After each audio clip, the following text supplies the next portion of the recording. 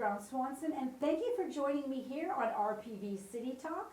I'm with the great mayor of Rancho Palos Verdes, Mayor.Barbara Ferraro. Thank you for being here and your busy schedule to talk about everything going on in our city. And there's a lot going on. There certainly is. A big public hearing that you just had last night at City Council. We're going to talk about that. But just overall, how are you doing? And give us a little state of the city. Well, it's the second day of spring, but it doesn't feel like it at all. It's kind of crazy weather we're having. Hopefully we'll come back to some better weather. I know, spring is in the air, kind of like you said. Here in RPV, how are we doing as we enter the new season? You know, give us a state of what's happening. Well, so far, so good. We have a few extra cracks in the pavement on PV Drive South, but so far so good. We're still holding on tight. We're going to talk all about that. We talk about the landslide, but a couple quick things is, one, I can't believe a year ago you had a hard hat on, and we were doing groundbreaking for Ladera Linda Community Park. That project is moving forward. Any thoughts on that? Well, it's been a little muddy because of all the rains, but it's pretty much on schedule. We're looking at maybe a delay of about a month. So we were hoping to have it ready to go in July, and it looks like now it might be September, the first part of September.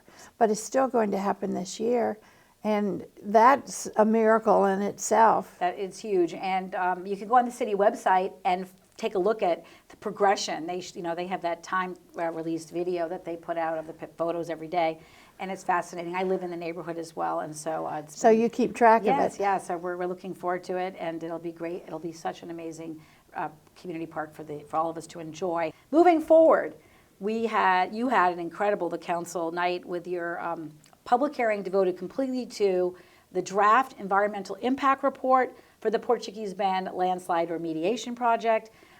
This is long awaited. You know, this city has been dealing for 65 plus years with the landslide movement. And so give us the takeaways from the public hearing, what's happening with the EIR process and all that. Well, basically the comment period runs until April 14th. So people can still make any comments they wish to in writing by sending their comments to the City Hall. It involves a lot of things that you have to take into consideration. Everything from, is there a take of vegetation, or what effect will the hydrologers have? You know, but we're hopeful that this is going to be able to really slow down the landslide. And it's not the goal to stop it, because we know that's pretty much a given, that it may continue to creep along. However, we can certainly slow down the drift right now that's, of course, really picked up during the rainy season. And but there are a lot of things to comment on, and we'd love to hear from people. And we'll see at the end of this. Right now, the plan is to take the hydrologers, the pipes that slant in, and drill in more or less at an angle rather than a straight up and down, because that, the last time we did that, the movement just continued and it sheared off the tops of the pipes, and you know, all that money was wasted. So yeah. So I think too, and to go online, you can go to the city website to submit comments through April 14th, like the mayor was saying. You can look at that 400 plus page draft EIR. yes. But to go on also and just look at, if you look at the city council agenda where you look at staff report, which consolidates it all, I thought that was very easy to kind of go through. And you see how there's like 3 major construction components that they're proposing for the fix. And that's what this EIR is looking like, what they're proposing this project, like what impacts will it have? And some of those impacts that I think are being considered, like how will it, there's going to have to be some that will be remedied, like vegetation's getting taken out, and stakeholders like the Plant Society and the Land Conservancy are coming back and saying, we want to make sure all these issues are addressed, but we all agree you have to fix this landslide or work with it, because you have to. That road collapses on PV Drive South, as the city manager said, it will be catastrophic. It will be, because first of all, the sewers are above ground at that point, and if that collapses and that gets into the environment and into the ocean, it will be a significant event. And plus, that means we could be cut off the east side from the west side, and transportation would be severely affected for quite some time. Right. And so we don't want that to happen. But I think we're in time. And, you know, I think this council and previous councils have really supported the development of the habitat and the ecosystem that we want to maintain that. So this is a matter of we've got to fix it, we've got to do something. But then there are many ways that we can compensate, and it won't be a permanent fix, but it will be a significant slowdown of the whole earth. The land movement that's going on. Yeah, the earthquake movement. Hopefully, it's not an earthquake, Right. but the land movement itself. Right. I think the public works director, he said, in the end, this is just about water, controlling water that gets in, preventing water from getting in, because it's all soil erosion and slipping through water. That's the culprit. And Yeah. so the main fix involves, controlling that water, getting water out, whether it's with hydroggers or filling fissures and cracks in. So the engineers that have been working on this process started back in 2017 with a subcommittee saying, let's move it forward, because let's face it, the city's been talking about this since it happened in '56. And so this is the council year moving it forward, or councils that really got at it 5-6 years ago. Yeah. But I live in the neighborhood as you do, and you see the shift. You see the roads changing, and spending $1 million a year. That road may still have to be continued to be repaired, though, correct? Even with mitigation and being able to do this project. We hope to slow it down significantly. Yes. But we do anticipate that we will have to continue paving and repaving from time to time. But hopefully we can slow it down and not have land overlapping. Yes. So that, one lot sort of slips onto another lot. Mm-hmm.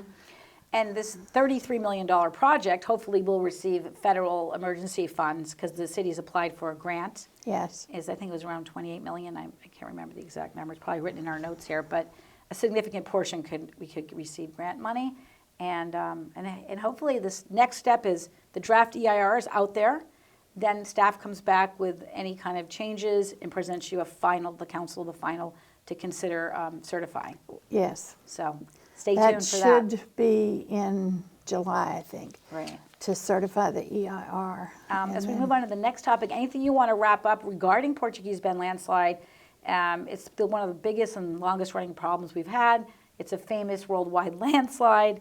And as you've said it many times, we can't afford not to fix it. Yeah, that's the key right now. Okay. We have to do something. Mm-hmm. And hopefully, as you said, it's a matter of water and getting the water out of the landslide as much as possible. Mm-hmm.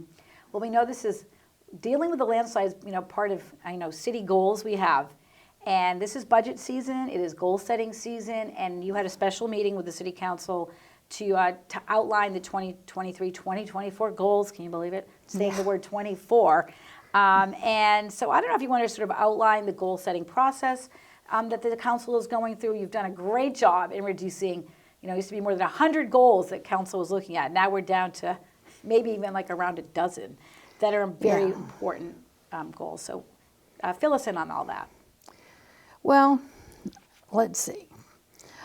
We had one goal setting meeting, and they've put together now a Gantt chart, and I didn't know what that was in the beginning, but I found out. It's nice and colorful, and thank goodness we've reduced the number of goals, because it was a lot.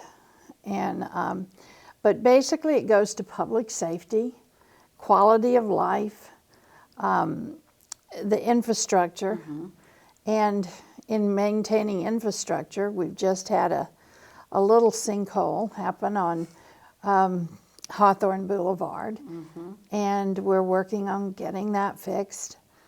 And let's see. There's 6 categories Yeah, that you kind of focus in on. yeah, and they engaging residents and community partners in assisting the city council. We have really good committees and commissions, and they have they're the backbone of the city, really. And it's a training ground for being on the council. And but some people don't want to do that, but they are more than willing to help out on committees and commissions. So, and then in terms of quality of life, it's a slower pace than Los Angeles. Thank goodness. It's a beautiful place to live, and we want to keep it that way. And infrastructure, we have to maintain the infrastructure. But we don't want to be too involved. However, now the state keeps giving us directions on things, and they are right now talking about fire, and they've decided that the city is an entire fire zone, which we haven't had a fire here in a long, long time. And they're telling people that they've got to rip out anything around their house. And so right now we're trying to get a letter sent to get some clarification, because the letter that went out to over, was it 15,000, 11,000 homes? Yeah, 11,000 homes, where in the past, I think 1,500 homes got that letter. We got the new letter too as well. And to get more clarification, because the whole idea of ripping out 5 feet around every house would destroy so many of the neighborhoods that people have worked hard to present. What about the area of public safety, though? On that, that's the one of the, we would say that's the top goal of the city. It is. It's critical. If we don't feel safe in our homes and in our neighborhoods, nothing else really matters. And so we're fortunate we have the sheriffs, and they are looking out for us as best they can. We're worried a little bit about the recent thefts of the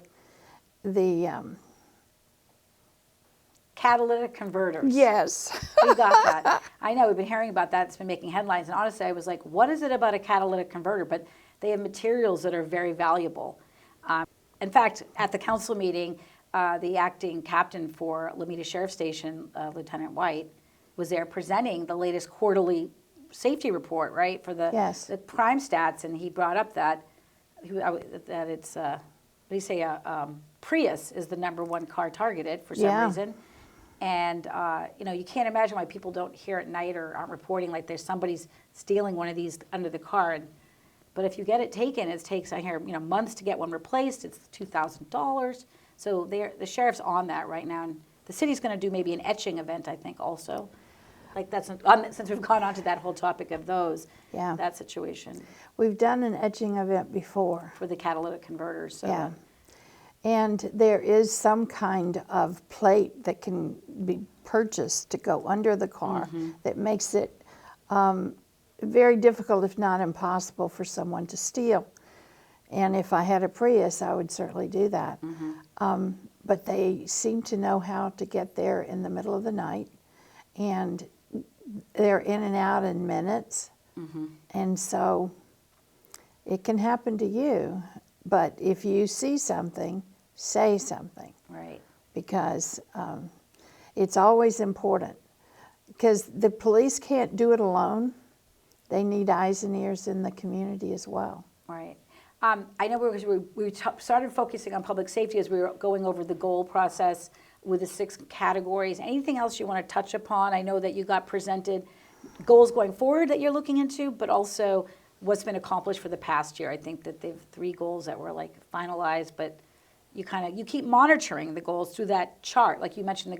The Anybody Gantt in the chart. community wants to see the goals, they go on to the city website, and you can see everything laid out, and it's got color coded, so you know, red means whoa, green's like yeah, we're on a roll with the goal. But so anything else you want to mention about the goals? Not really. You got it. Because they can go on the website and see that. Yeah.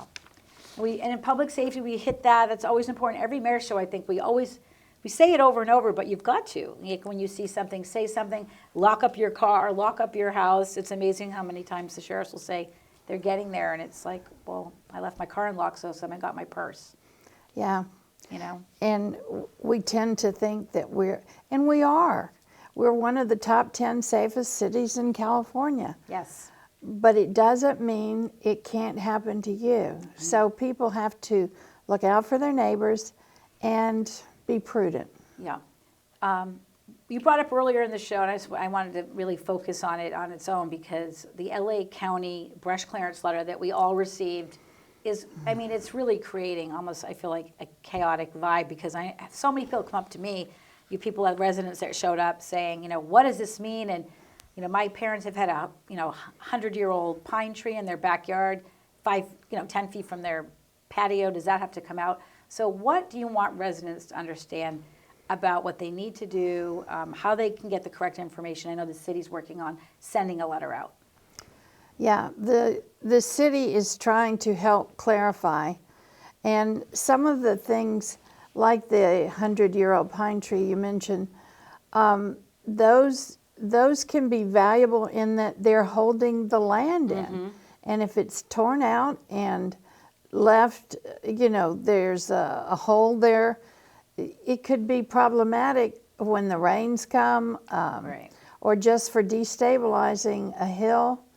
So they have to really be cognizant of what the fire company and the firemen are trying to do, and also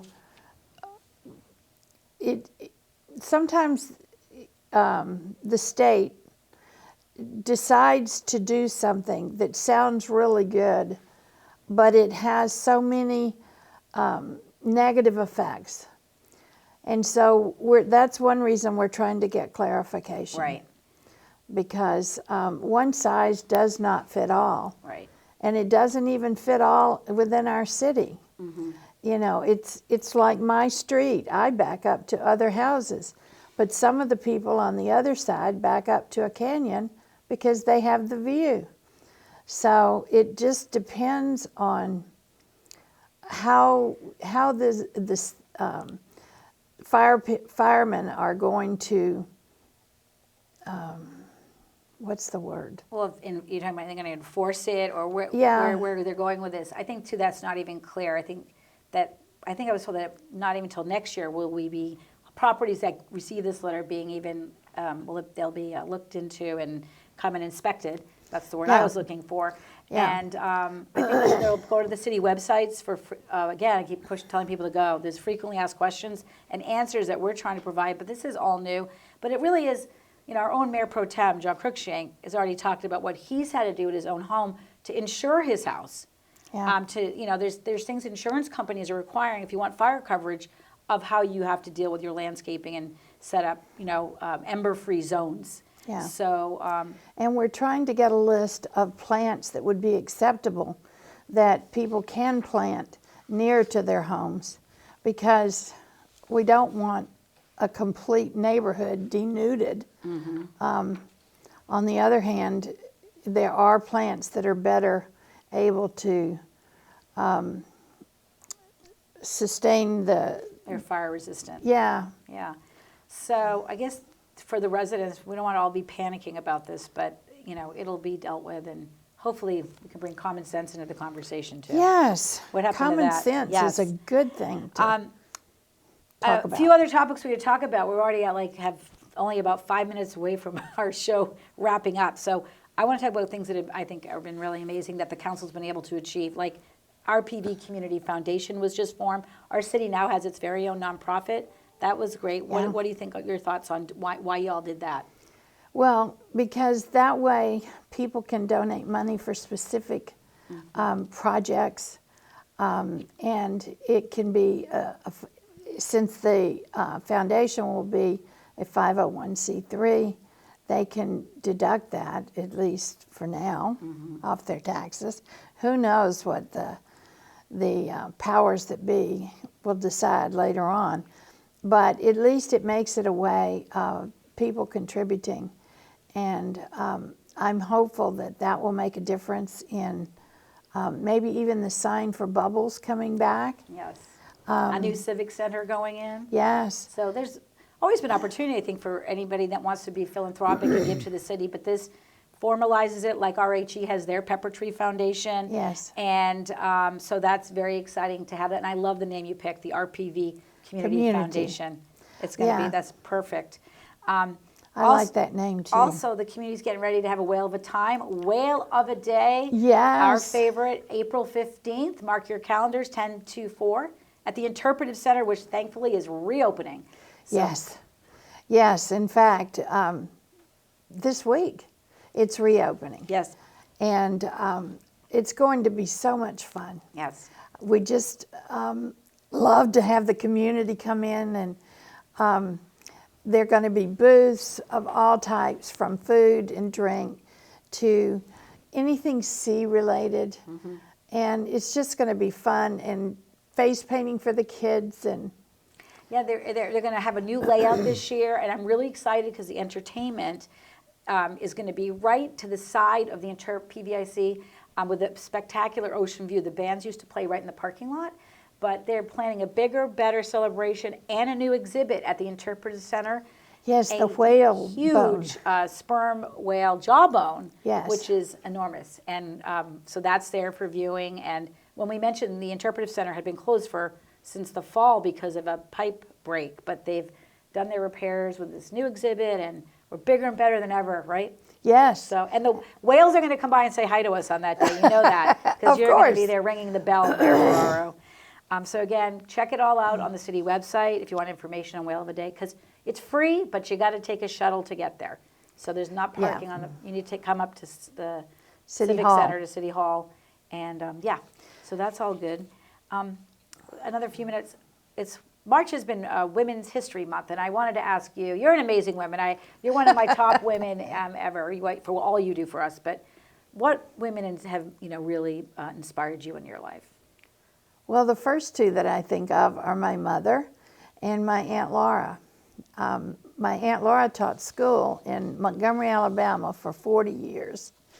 And she was always pushing me to do something and be better. And my mother was a preacher's wife and a housewife. And then she started teaching school when my brother and I were in school. And then there was the mother of a friend of mine who was on a school board. And she inspired me to run for public office. And originally I had thought about running for school board, but it didn't work out, and I ran for city council instead, and I've loved being on the council. Well, they inspired you to become a teacher as well. Yes. You're a PV High Spanish teacher, so you had great role models, and you continue to be an amazing role model to inspire young women today.